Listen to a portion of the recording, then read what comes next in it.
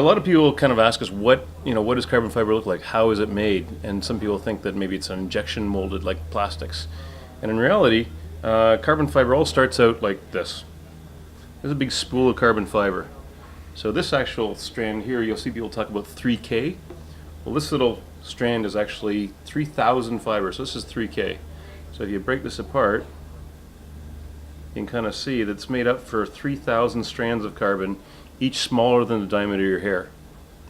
Now, obviously this is hard to work with, and what they do is they take a whole bunch of spools like this and line them up and then run these fibers through a resin and put them on basically wax paper and then kind of cure it.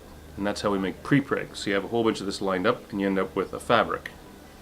How you use the fabric is really what the opportunity is in carbon. It's got tremendous potential. It's much stronger than steel, much lighter, but there's different types of it. So this is a high strength fiber. So this is actually really, really strong. But, so we got to be, it's not too stiff sometimes. We want it stiffer, but it's got great strength. At the same time, if you use a high stiffness fiber, something like this, you get things that are really stiff. It's a much stiffer fiber. At the same time, it's not very strong. So the thing with carbon is, depending on the fiber, you can have high strength or high stiffness, but you can't have both. You can't have your cake and eat it too.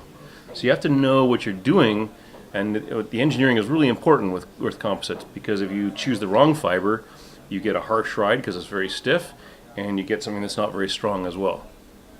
And then, in addition to that, the real trick is knowing how to lay it up. So now you've got your fiber, you've chosen the right fiber, let's say. The trick is, what are you going to do with it to lay it up? Because the layup is really important, meaning you can see that because it's all fibers, they're great in tension, which is pulling, but they're not so good in compression. The only thing that's going to hold this thing straight is going to be the resin. So you've got to figure out that first of all, but then the direction is important. I got two pieces of carbon here. They're the same thickness, they're the same material, exactly the same. The only difference is they're laid up in different directions. What we end up with in the 0 degree is something that's really stiff in bending, but it's not very stiff at all in twisting. The 45s, really soft in bending, but really stiff in twisting. So you've got a huge opportunity if you know what the stiffness you're looking for. If you know what's happening in the frame, you can choose the layup. This is good in twisting, this is not so good. And you choose the right fiber in different areas, then you'll have a great frame. If you don't, you can just have a mediocre frame. But from our standpoint, with what you're buying for the Cervelo, is you're looking for that engineering aspect where guys have looked at this in great detail and know what fiber to use, in what direction, where. And it's a little known fact that Cervelo isn't only in the business of making bicycle frames. Is that true? Yeah. That's true. We actually make some other parts.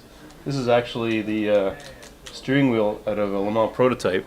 Actually, the parts we build for both IndyCar and Le Mans won both of those last year. So we had a pretty good last year from a performance standpoint in the motorsports area as well. So yeah, kind of a neat little thing we do out of California. That's great. Thanks so much. Pleasure.